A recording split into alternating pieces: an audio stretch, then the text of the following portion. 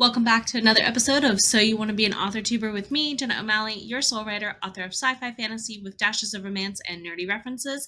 This is a free course as an example of how I teach in my style as a part of what will eventually become Soul Bard Academy. If you're interested in the paid courses that are going to be coming out very soon, please do keep an open eye out for the announcements. It might already be out, it might not. I will try to pin the link somewhere if it is. So let's go ahead and pick up where we left off last week. If you have not yet done your homework from the last 2 weeks, you really might want to catch up because now we're going to start talking about hardware, software, and everything you need to do to kind of just start building the stream, the video, the channel from the technological end. Let's rock it.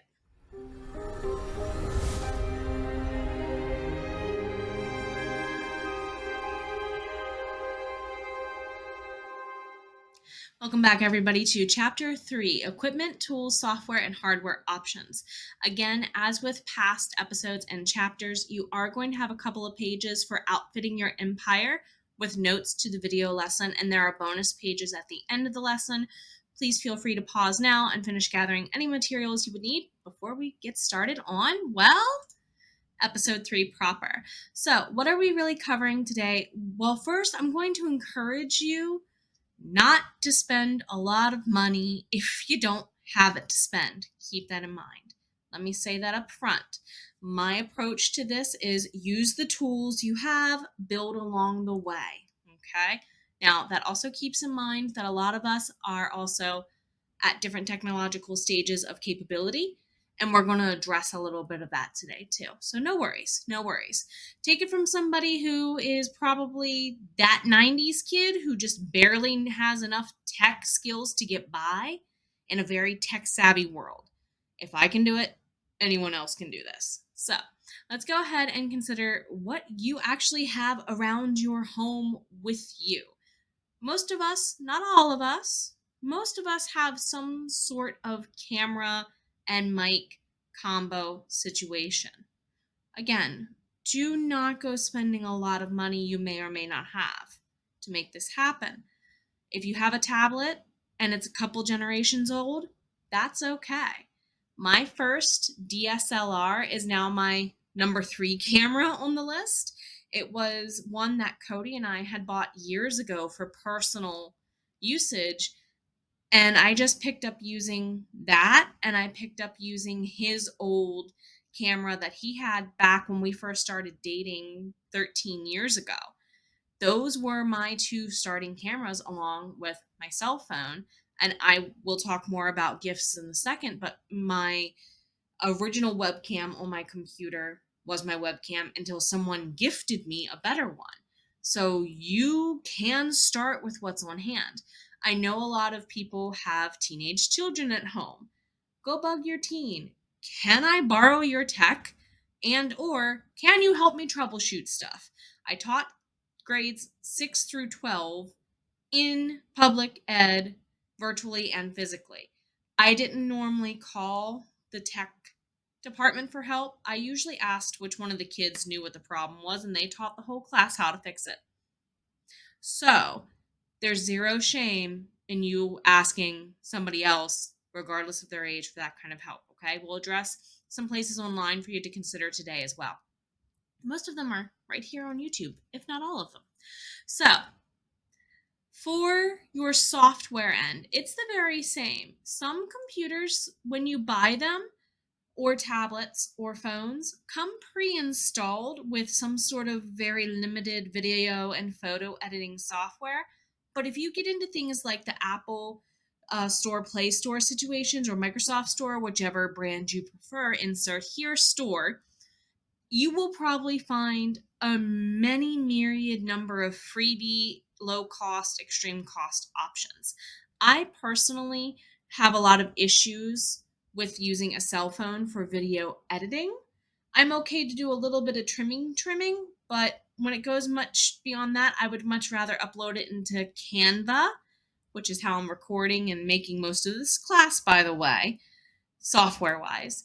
We'll get to that here in a bit soon as well. But you could also just edit it right there on your phone if you're comfortable doing that. If you like doing it on a desktop, again, I'm going to talk about some options for you down the road. You don't have to spend much, if any, money. Do you have to hire someone to do your editing or to train you? If you have that money to save you time, you're welcome to go that avenue if you so wish, because, it comes down to a situation of time is money for some people. Time is money. Doing it yourself with your own resources is one way to go. But for some of us, this hello, my name is blank tag gets filled in with me doing everything. I'm the script writer, I'm the camera person, the audio person, the light, the sound, the everything. Now, mind you, my bachelor's degree is in English literature and linguistics. However, my minor was in stage management and directing for theater. I have a lot of soft skills from doing theater and choir that I'm pulling into this that I recognize a lot of other people might not have. Ask around. Ask around. You will be shocked to find out who is like, yeah, I'm really good at maybe helping decorate your space. I'm not so great at that. There's chaos behind me for a reason, right? So for me, one of the things I hope to be able to do is reach out to my husband, who is Tetris man when it comes to designing stuff a little bit, and get his input.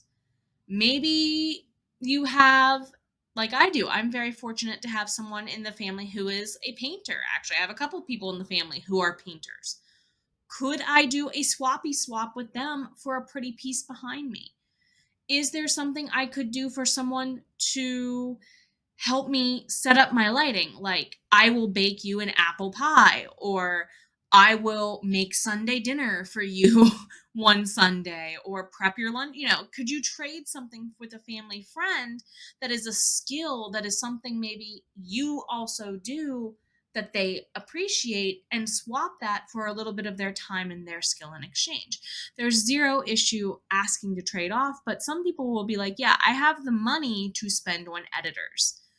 I highly suggest doing your research. There's a plethora of ways out there to hire an editor. That's kind of not the purpose of this training, though. I would do your research before you dive headlong into places like Upwork and Fiverr.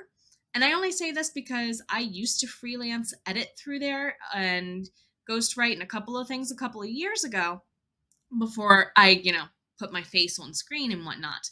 And I know how very hit or miss my peers could be, and how often those places that if you don't pick wisely, you could get taken advantage of quickly, both as a producer of content and also as someone who is contracting.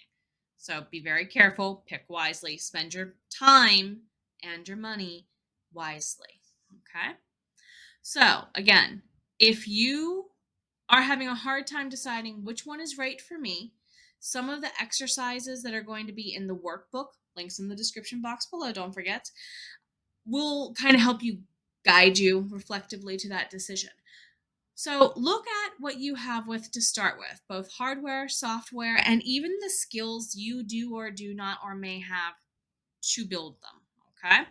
So there is this mindset of YouTube University nowadays, and I can attest as a teacher, I use it a lot in my classroom. For example, if I was talking about a current event, I'm probably going to YouTube and pulling up videos tab. Go to youtube.com. I'm going to just input, say, how do I use Canva to build a live stream? And this is something I, in the beginning, did kind of look into doing. I will eventually walk you through the advanced level of this freebie course and do my own variety of this. However, as you can see, Canva's YouTube channel proper is already there to guide you on some of these videos, as are a myriad and a many of other YouTuber out there, okay? So if you want to go ahead and consider all the plethora of software and design options out there, go to YouTube. So you could do photo editing software, and you're going to get a freebie, top-down guide. If you're wondering about which videos should be the best to go for, the guideline in most research for technologically based stuff is 2 years or newer is best. Worst comes to worst, 5 years or newer. And that's just simply because literally in the last 5 years, Canva and Blackmagic Design could have completely changed their user interface at least twice. I don't know if that's accurate, but that's possible in this high-end technological age, in my opinion. So be very, very, very, very attentive to the age on the videos. And if you're not aware, yes, you can do the filter and you can do upload date, sort by, and it'll give you, the ones that were even made an hour ago, apparently. So definitely consider spending a sprint or two if you're into the Pomodoro sprinting technique to kind of get any information you might need on how to use something new to you, or maybe you're trying to look up your specific cell phone maker's way of adjusting audio in your settings. I'm not going to know all of that because, well, for one, I'm an Android user. Automatically, that takes me out of a huge end of the market of advising people appropriately. I couldn't advise on Apple, Google phones, or Microsoft phones is where I'm at. But you could easily research those things. For sure, for sure. So if you're wondering, is my stuff out of date hardware-wise or even software-wise? Or if I'm doing something like Canva where it's a paid subscription on the routine, can I get someone to help me pay this? I did. My camera that's recording me right now and that I use every week and that I have taught from and done YouTube from for the last 2-3 years was a birthday gift from my mother-in-law. She asked me, what do you really want? And I said, I don't really want anything specific, but I can think of something in your budget range that I know is on my wish list for my business. And she said, name it. So you could take it as a gift. You could, if you are just starting out. I see zero shame in that, especially, they throw baby showers. Why couldn't someone give you a startup your business present? Your business is your baby in some ways anyway, right? So use graduations, because I know I have some college and high school students who follow me, birthdays, Christmases, Easters, anniversaries, whatever you could think of. If you know you need a tiny thing and someone's like, hey, here's 50 or $100, it's up to you. Don't be ashamed to go that route, especially if you are just starting out, okay? So what is my current hardware situation looking like? My current computer, this is not the computer I started with. This was something that I got through Amazon on a payment plan, so keep that in mind. Amazon on higher end items does have some 6-12 month financing and more. So if that's an option to you, feel welcome to consider it. It's an Acer Predator G9 793 version. It's a low-level gaming computer because I actually do some low-level gaming. But I specifically picked this one because I do a lot of video editing things. So keep in mind that sometimes in computer tech, catchwords can up a price on something. So if it says it's a multimedia computer or a gaming computer, that might up the price on it. Acer, in my opinion, is a solid brand. I've used them off and on throughout my life. One of my first little laptops was a tiny little Acer netbook 10 years ago, and I used to play Sims on it. It was so cool. It was like a 10-inch screen, kid you not, but it was so cool. So my secondary monitor, I actually have because it was a requirement of my day job to teach using Zoom, to have two monitors. So that's the only reason why I had the secondary monitor, because it was something I had to purchase as a job equipment purchase. And I just use it for my business now. I paid for it out of pocket the same way I did my computer, just over time.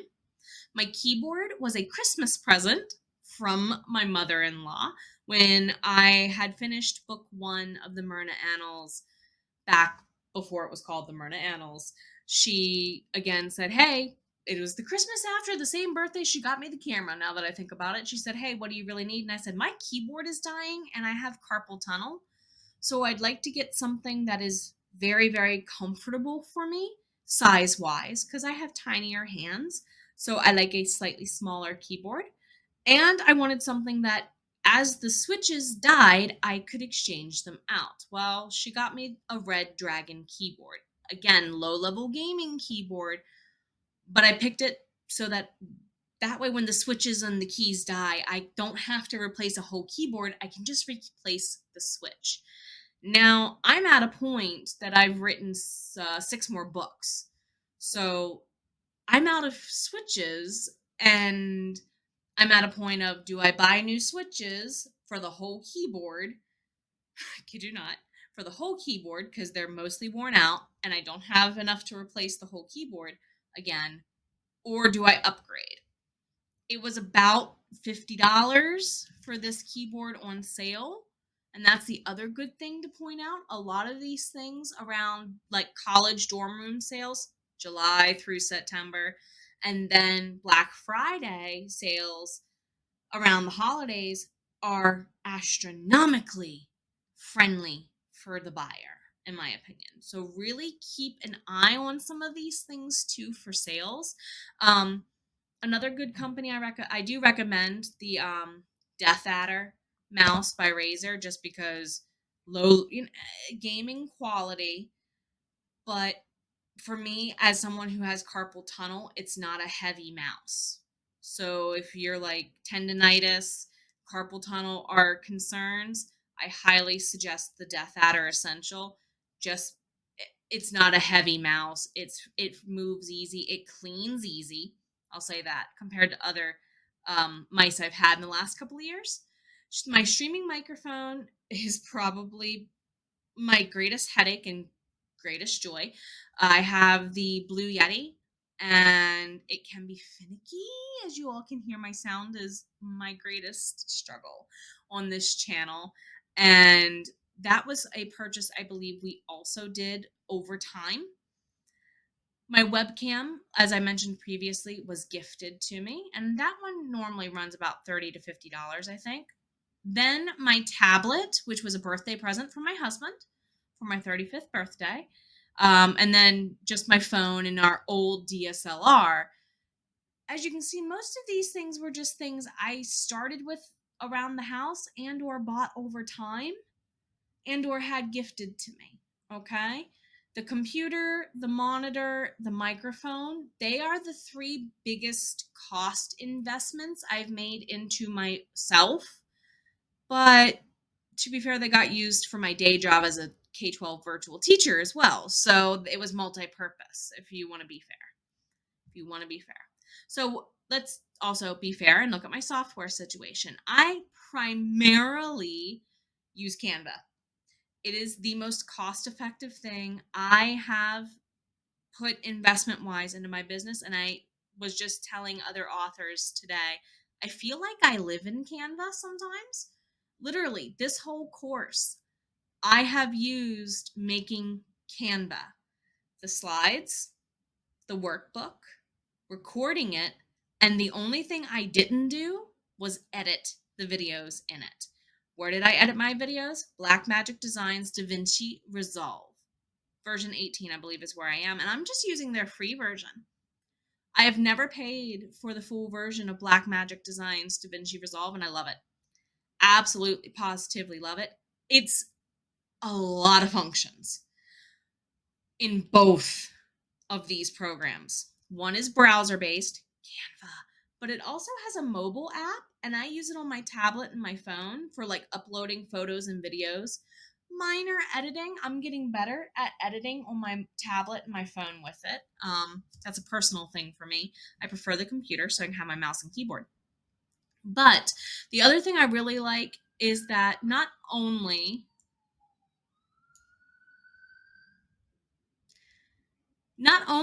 do both Canva and Blackmagic Design have their own YouTube channels where they have a ton, oh my goodness, a digital metric ton of videos between the two of them on how to use their product.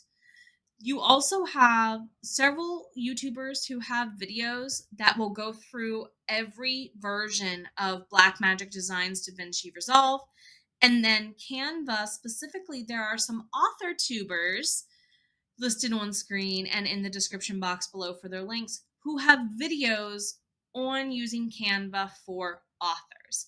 I will be making a supplement video or an advanced level course. I haven't quite decided yet on how to build a stream from the ground up. That likely will be the advanced level of this course if you are indeed interested. So, if you want to be an author-tuber, workbook is where we're headed. Let's go ahead and get switched on over. And like I did last time, I'll walk you through each of the questions. So after the notes from the lesson pages, you have in outfitting an empire, a brainstorm. What cameras do I have available and what microphones or headphones? Now, I do have 2 sets of headphones that I didn't mention. I use them. This is the Anker Soundcore, and Cody and I gifted each other our own set of Raycons a couple of years ago. I use these all the time for everything. Like normally when I'm not on camera and recording something, and normally when I am live, I have the Ankers playing like ASMR, quiet, binaural beats music in the background all the time when I'm working, or video game soundtracks turn metal. So that's why I didn't quite mention them, but you're welcome to mention them here, especially considering that some people who have these, not specifically Raycons, but specifically both brands, have said that they're great for their microphone and whatnot for live streaming. So if it works, it works.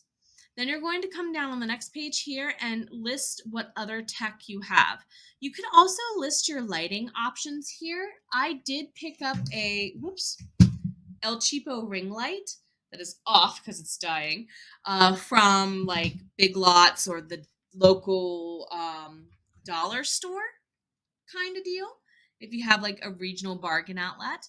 And then that's my cool light. My warm light is a $25 dorm light that I bought from Walmart when I was in college or something like that. So you don't need to have over the top super fancy lighting. Do use the sales that are out there for dorm rooms and the holiday sales to your advantage. So, what types of recording or video and audience should be audio? Note to me to go back and edit that. Audio editing software do I already have access to, if any? So, you could look into things here if you don't already have items. And now you get a chance of seeing the teacher go, oh, I need to edit my own stuff. Always beneficial, right? So the next brainstorm question, are there ones from a video to try? What are some places I can learn these new to me things? Here's where you're going to investigate some of the channels I mentioned earlier if you needed, or maybe do that general YouTube University search for a sprint or two on your own. And then, of course, we have the bonus pages for your use before it goes down into next week's episode and chapter. So if you want to support this free class, please do go ahead and check my Ko-fi link in the description box to leave a tip. A Soul Bard Academy paid course on research techniques and methods for fiction and nonfiction authors is coming in the future. And likely, the more I record this and the more people hear about me recording this, the more likely I think we need an advanced level of this freebie course. If you are so interested, do let me know. And above all, take care of yourself. I know you're worth it. Bye.